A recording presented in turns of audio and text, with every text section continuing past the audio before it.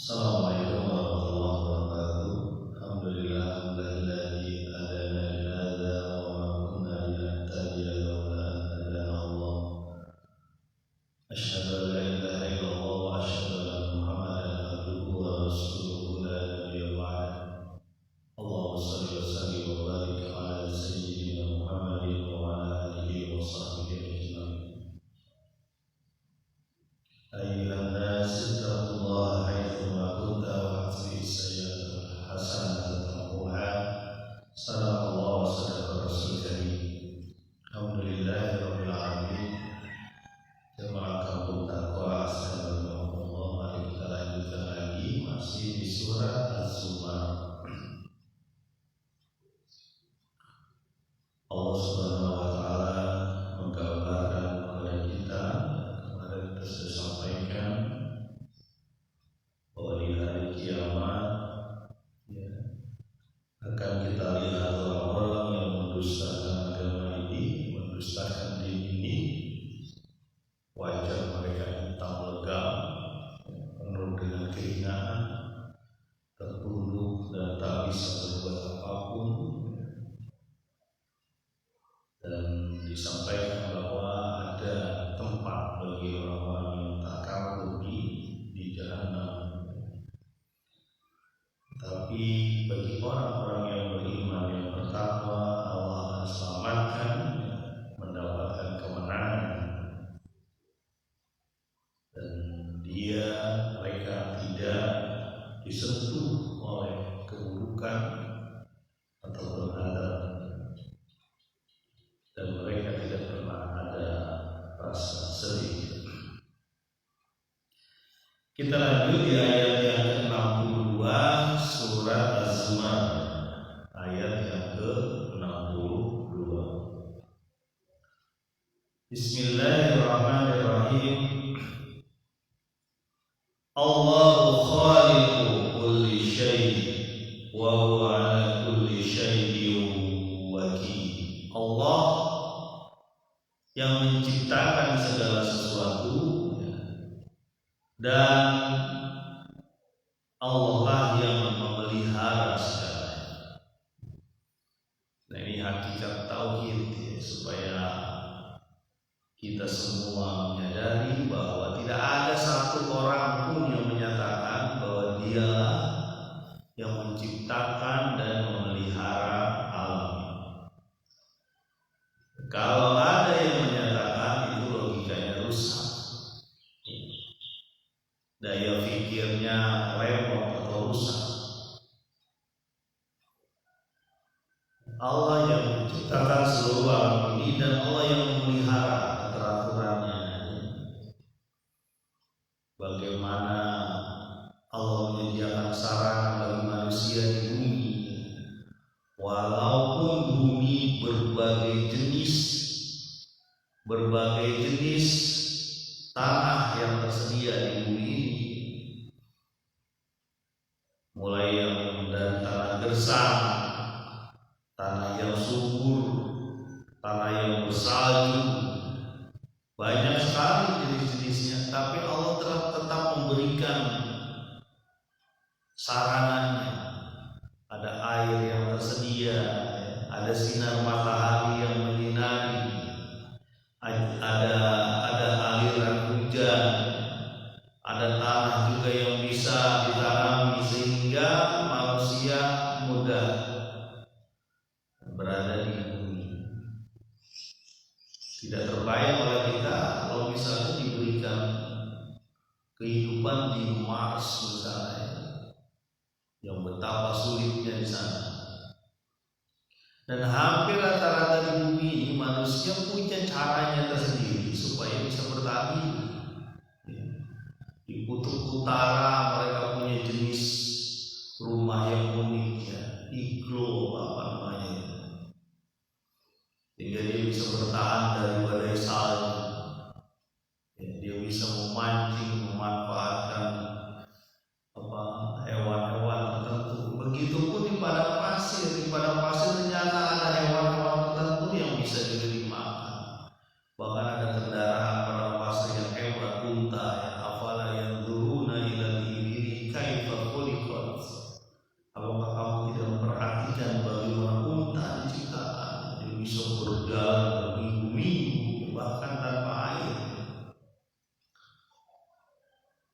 Dan ini semua dalam keselarasan Allah. Allah menciptakan, Allah juga yang ngurus. Ya. Coba bayang oleh kita ya, kalau kita disuruh ngurus masalah air itu udah luar biasa nih beratnya ya. Tetapi Allah kirimkan terus hampir setiap hari, uap naik ke atas, awan bergerak, ada prosesnya, ada angin yang menggerakkannya. Awan itu ketika dipanaskan, air ketika dipanaskan dia akan menguap, membentuk awan. Kalau nggak ada angin ya balik lagi ke laut. Tapi Allah ciptakan angin sehingga bisa dikirim awan ke tempat-tempat yang tidak ada lautnya, lalu terjadi pendinginan dan turun hujan. Begitulah Allah menciptakan sekaligus memelihara, termasuk kita manusia. Diciptakan Allah dan diberi sarana-sarana yang memudahkan kita untuk melakukan aktivitas kerja. Sampai ukuran oksigen yang ada di bumi itu sudah tetap tuh, tidak ditambah dan tidak dikurang. Padahal setiap hari dihirup oleh manusia, oleh hewan, oleh tanaman. Setiap hari dihirup, tapi nggak pernah berkurang. Kalau berkurang atau lebih bahaya. Oksigen berlebih nanti bisa jadi zat pembakar. Ya, sama itu nitrogen juga di situ. Apa sih oksigen, nitrogen? Ya zat jenis gas yang ada di udara. Ya, para ilmuwan tuh meneliti ternyata memang ada jenis-jenis yang kita hirup ini itu ada banyak gas yang dihirup. Ketika keluar ada gas yang berbeda karena terjadi aktivitas dalam tubuh. Dan itu terus-terusan ya. Langit dibina ya, tidak runtuh, tidak menimpa ya. Kita jemaah Muntaqwa dan teman-teman yang mendengarkan atau melihat siaran ini, jadi selain mencipta, Allah juga memelihara. Jadi wajar kalau Allah itu disembah sendirian. Jangan mengadakan sekutu baginya. Orang dia nggak perlu sekutu. Buat apa sekutu baginya? Ya, karena seluruhnya itu milik Allah.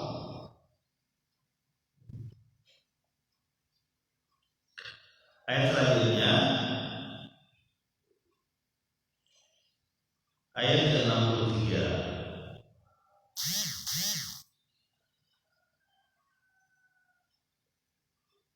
Lahu maqalidus samawati wal ardh walladzina kafaru bi ayati llahi ulaika humul khasirun. Bagi dia perbendaharaan langit dan bumi, dan orang-orang yang ingkar, yang kafir terhadap ayat Allah, mereka orang-orang yang merugi. Baginya seluruh perbendaharaan langit dan bumi. Artinya seluruh sedetil manapun itu punya Allah. Langit dan bumi, baik yang naik ke langit atau yang turun ke bumi. Apa yang naik ke langit? Ya uap, ya, asap, naik lagi. Yang turun ke bumi apa? Ada hujan, ada salju. Yang masuk ke dalam bumi apa? Ada hewan-hewan melata. Ya. Kalau di sini di Indonesia itu kaya sekali ya. Kita lempar nih bambu. Kalau lempar singkong, batang singkong itu dilempar nunggu ya. Tapi kalau kita melempar bambu atau papan, tidak nunggu. Tetapi pas dibuka banyak layar di bawah. Ya. Padahal tadinya nggak kelihatan di tanah, nggak ada rayapnya. Pas dibuka tuh, itu rayap mulu di bawah. Tunggu aja 2-3 hari ada.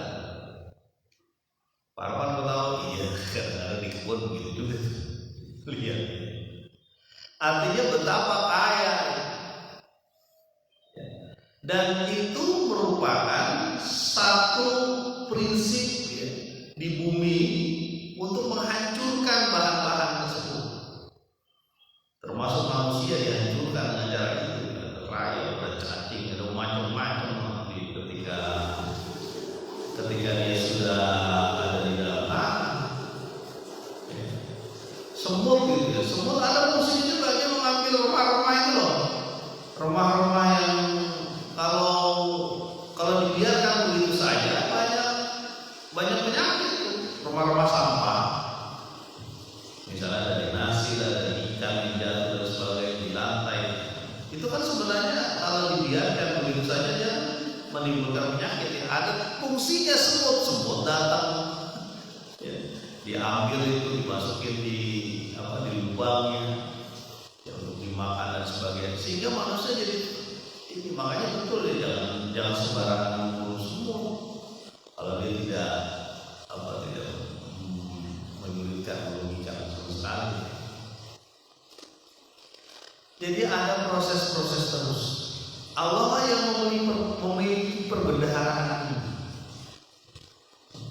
Jadi tidak layak bagi kita untuk menyembah selain Allah. Langsung aja gitu menyembah. Gak perlu ada perantara-perantara. Gak perlu memakai hal-hal tertentu sehingga berusaha jadi lebih dekat gitu dengan Allah. Langsung terbuka lebar. Ya. Makanya taubat itu terbuka lebar hanya kepada Allah. Nggak perlu tuh datang-datang ke tokoh agama tertentu, saya taubat dan sebagainya. Gimana Pak saya bisa taubat? Kalau tokoh agamanya nggak bisa, kecuali ngasih sesuatu padaku, nggak bisa. Ya. Jadi tokoh agama juga nggak bisa, termasuk Nabi. Ya. Tidak bisa menjadi perantara untuk menjadi lebih soleh, misalnya jadi diskon gitu ya. Nanti anaknya Nabi, saya nggak usah sholat, saya kenal Nabi, enggak. Semuanya tetap. Jamaah mutaqwa sallallahu lahu maqalidus samawati wal ardh. Ya. Bagi Allah lah perbendaharaan langit dan bumi. Dia juga yang berkuasa memutar angin sehingga menjadi topan, puting beliung.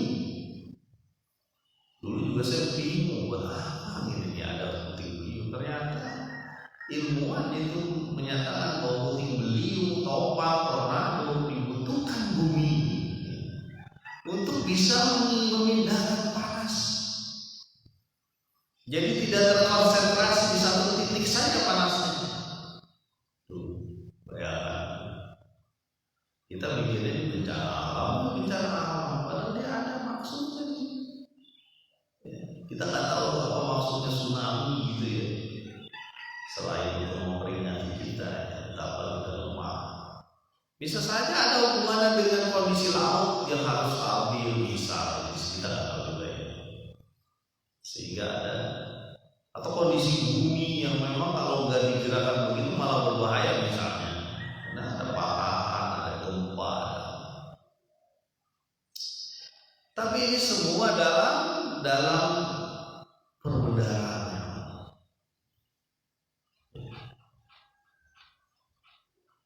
Walladzina kafaru bi ayatillah ulaika humul khasirun, dan orang-orang yang ingkar kepada ayat Allah mereka orang rugi.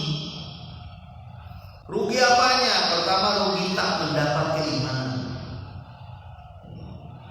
Dia tidak bisa memahami betapa nikmatnya beribadah kepada Allah.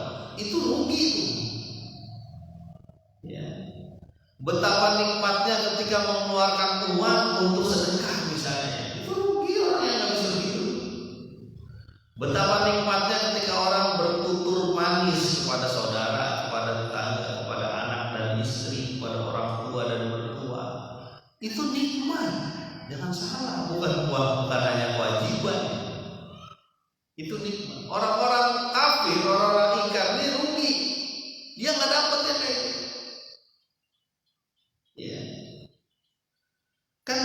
Islam tuh yang disuruh tuh al-khair, semuanya baik. Ya. Betapa nikmatnya ketika kita menyembelih hewan dengan jalan yang terbaik, yang paling bagus. Fa ahsanu dzibha. Maka sembelihlah hewan itu dengan sebaik mungkin. Bekerja serapi mungkin, seprofesional mungkin, sampai hewannya itu tidak tersiksa. Ini pada hewan, apalagi pada manusia. Maksudnya bekerja dengan usaha-usaha manusia. Artinya Islam itu menganjurkan kita untuk berbuat baik. Dan bagi orang-orang kafir, orang-orang ingkar itu nggak dapat kenikmatan seperti itu. Ya, bagaimana contohnya? Islam itu kan nggak dianjurkan untuk berlebihan ya. Contoh, ada seorang bernazar untuk berjalan kaki naik haji berjalan kaki. Nabi menyuruhnya itu untuk membatalkan nazar itu. Kalau jalan kaki dari pinggir kota Mekah ke Mekah iyalah. Kalau dari Pakistan itu yang sejauh ini, Malaysia, Kirgistan, Afrika bagian selatan itu jalan kaki itu bukan ibadah, itu bikin mati. Saya jalan kaki. Pergi haji saya jalan kaki dari Indonesia, mungkin bertahun-tahun belum nyampe, belum mati duluan, meninggal duluan. Itu nggak boleh. Bahkan yang tipe orang yang tidak mau nikah itu tidak boleh. Nabi sendiri melarang. Ya, saya nggak mau nikah seumur hidup, nggak boleh. Cari yang solehah sesuai kemampuan kita. Kalau menyatakan diri tidak mau menikah, itu tidak sesuai dengan sunnah Nabi. Karena sunnah Nabi itu sesuai dengan fitrah kita sebagai manusia. Bahwa manusia punya keinginan untuk mempunyai keturunan, kemudian ingin berbagi dengan baik, berbagi mental, berbagi fisik, biologis kepada sesama, kepada lawan jenisnya. Saya puasa terus menerus, gak pernah buka. Apa lagi sama Nabi? Kata Nabi, saya puasa, saya buka, saya sholat, saya istirahat. Jadi inilah fitrah manusia, dan ini tidak didapat kenikmatan ini bagi orang yang mendustai ayat Allah. Nggak dapat mereka. Sekarang saya tanya, misal kita lagi sholat Jumat, pas kita pulang ada orang lewat dari depan, dari belakang, dari mana, dan kita tahu bahwa dia tidak sholat Jumat. Saya tanya, kalau orang yang hatinya ada rasa bahwa saya tidak melakukan satu kewajiban, itu pasti gak enak orang itu. Dan kita yang melihatnya, ya Allah kasih rahmat itu orang bekerja sampai nggak mau sholat Jumat misalnya. Nyari apaan gitu kan? Padahal sholat Jumat cuma berapa? Anggaplah 3-4 jam, paling lama sejam. Di Indonesia juga diberi biasanya, di Indonesia itu diberi kesempatan lebih panjang kalau istirahat. Ini ada yang nggak istirahat, tidak datang sholat Jumat. Tapi dia kan KTP-nya Islam, Pak. Kenapa dia bisa begitu? Dia tidak merasakan kenikmatannya sholat Jumat. Dia tidak merasakan nikmatnya mengikuti arahan Allah. Kita jauh juga Pak, jangan kita aja yang menjauhi, dia aja. Kadang-kadang juga saya masih ingat tuh seorang tukang sayur, saya nggak sebutin ya tukang sayur, tapi tukang sayur itu sering juga ke kampung kita. Seingat saya berapa kali saya sampaikan Mbah, saya nyebut Mbah, tapi nggak sebut namanya. Saya juga lupa namanya itu. Bah, Jumatan ulama gitu. Nyanyi katanya. Setelah itu saya nggak lihat kemana dia pergi, tapi masih di kampung ini. Kalau nggak salah 2 atau 3 kali saya ingat. Setelah itu nggak ada kelihatan lagi kalau hari Jumat menjelang Jumat di sini. Saya nggak tahu, mudah-mudahan aja setelah Jumat di kampung yang lain. Abah tukang sayur gitu. Mungkin kebayang ya yang saya omong ini siapa orang asli gitu. Dan saya alhamdulillah kebetulan pernah ke rumahnya. Jadi kenikmatan itu bisa didapati oleh kaum mukminin dan tidak didapati oleh kaum kafir, kaum orang yang ingkar. Ulaika humul khasirun, mereka lah orang-orang yang khasir, orang-orang yang rugi dirinya, rugi keluarganya. Orang-orang ini orang-orang yang rugi. Rugi itu apa sih bahasa kita, bahasa lain, bahasa Indonesia bangkrut. Orang-orang yang bangkrut. Ya, tapi dia kaya tuh Pak. Gimana Pak? Kok disebut bangkrut? Kaya? Iya, kayanya malah menyulitkan. Ya. Makanya bisa saja kekayaan seseorang itu malah membuat orang tersebut rusak, bisa. Itu lihat tuh. Kalau kita lihat di berita gitu ya, dia udah pejabat, tinggal juga ya, tapi masih pengen duit terus. Ya korupsi dan sebagainya ketangkep. Yang rugi di dunia aja udah rugi. Di dunia aja udah rugi. Anak istrinya menanggung malu gara-gara bapaknya ketangkep karena korupsi gitu ya. Jadi kekayaan dia yang sudah ada itu nggak cukup. Memang betul ya, dunia itu ibarat air laut, diminum hanya menambah haus. Dunia ibarat air laut, diminum hanya menambah haus. Itu nasib. Jadi yang kayak gini orang-orang yang tidak mendapatkan kenikmatan.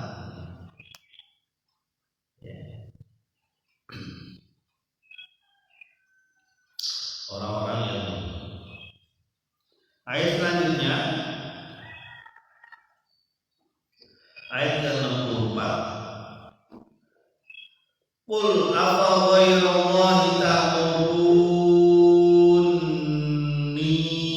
a'budu ayyuhal jahilun. Katakanlah, apakah kepada selain Allah engkau menyuruhku menyembahnya? Wahai orang-orang jahil, orang-orang yang bodoh. Ini perintah dari Allah kepada Nabi Muhammad SAW untuk mengatakan pada orang-orang jahiliyah, apakah selain Allah kamu menyuruh aku menyembahnya? Bukan Allah gitu. Padahal Allah yang mempunyai maqalim samawati wa ard, perbendaharaan langit dan bumi. Allah itu Khaliq, pencipta langit dan bumi. Begitu juga Allah wakil, pemelihara langit dan bumi. Ngapain menyembah makhluk gitu maksudnya? Ini hakikat tauhid. Teman-teman harus kuat juga ini memahami, sehingga ketika menyebutkan la ilaha illallah, tiada ilah selain Allah, ketika diingatkan kata-kata tiada ilah, berarti seluruh Tuhan, seluruh sembahan tidak ada kecuali Allah. Pak, sembahannya apa aja Pak? Sembahan kan banyak ya, bentuk makhluk, manusia juga bisa disembah, patung lah, bentuk-bentuk hewan lah, bahkan ada hewan, ada gunung, pohon gede, orang pintar bisa jadi sembahan-sembahan. Ada juga sembahan lain yang ini kadang-kadang bercokol di hati. Apa? Sembahan terhadap kekuasaan, kekayaan, rupa wajah, ilmu bisa. Ingat cerita Korun. Kamu ngomong ikut perintah Musa alaihissalam. Aku dapat duit ini gara-gara ilmuku, kepintaranku. ngikut Musa, ngapain aku ngikut syariat Allah? Orang ini aku kok uang saya susah-susah nyari disuruh kasih ke orang, mikir dong. Wah, naudzubillah, jangan sampai begitu. Itu sembahan tuh. Bahkan kalau disiksa dibenarkan dalam siksa benar disiksa. Itu kan namanya bahatan. Ya, menyembah yang lain ada juga, menyembah kekuasaan, jahat gimana? Ya Fir'aun gitu. Ya. Jadi ketika menyebutkan la ilaha illallah tiada ilah selain Allah, kita ingat bahwa ilah itu harus disingkirkan, enggak ada. Ya. Tuhan yang layak disembah cuma satu, yaitu Allah. Makanya di sini disebutkan, katakanlah wahai Muhammad kepada mereka, apakah selain Allah aku harus menyembahnya? Ya. Wahai orang-orang jahil, orang-orang bodoh. Orang-orang bodoh itu berarti bukan berarti orang enggak otaknya enggak mikir, bukan. Tapi orang-orang ini yang tertutup akalnya. Ya. Apa namanya? Abu Jahal, Abu Lahab, Abu Bakar. Itu orang-orang pintar. Dia tahu bahwa gerakan Muhammad ini bakal menghancurkan kekuasaan. Gimana caranya supaya kita menghancurkan Muhammad? Banyak caranya. Ada yang pakai syair, ada yang pakai bahkan penyiksaan. Jadi mikir dia. Jadi orang-orang yang disebut jahiliyah itu, jahiliyah ketika dia tidak mengenal Allah. Ya. Jadi bukan zaman jadul aja jahiliyah, sekarang juga ada jahiliyah. Bahkan sampai ke depan ke kiamat lah. Tetapi yakin bahwa Allah akan memberikan kemenangan kepada kaum muslimin, kemenangan kepada kaum beriman. Asal kita yakin. Mudah-mudahan bermanfaat. Subhanallah wa bihamdika, asyhadu an la ilaha illa anta, astaghfiruka wa atubu ilaik. Assalamualaikum.